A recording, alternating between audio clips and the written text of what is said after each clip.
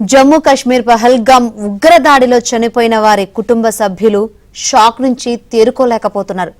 కళ్ల ముందే తమ వారిని కోల్పోయామంటూ కన్నీరు మున్నీరవుతున్నారు. వారిని ఓదార్చడం ఎవరితరం కావట్లేదు. ఇక టెర్రరిస్ట్ అటాక్ నుంచి ప్రాణాలతో బయటపడ్డ వాళ్ళు మాత్రం ఆ దారుణాన్ని తలుచుకుంటూ భయపడుతున్నారు.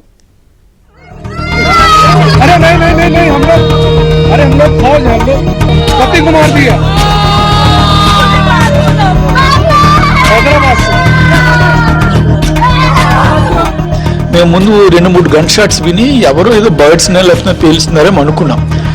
మళ్ళీ కాసేపట్లో 3-4 గన్ షాట్స్ వినబడి ఆడవాళ్ళ ఏడుపులు వినబడ్డాయి. ఆ గ్రౌండ్ వైపు చూసేసరికి అక్కడ ఇద్దరు పడిపోయి మనుషులు పడిపోయి పక్కన ఆడవాళ్ళు అరుస్తున్నట్టుగా వినబడ్డాయి. ఆ 3-4 షాట్స్ ఆయన ఫైర్ చేయడం కనబడింది.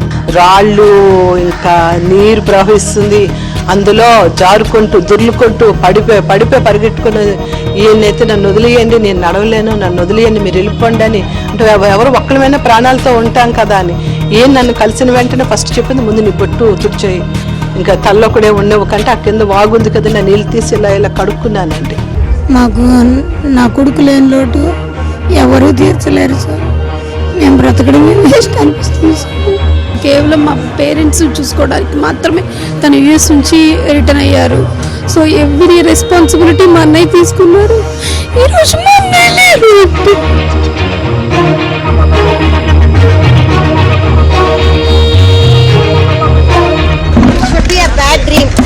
I should wake up from that dream. Charles, bye.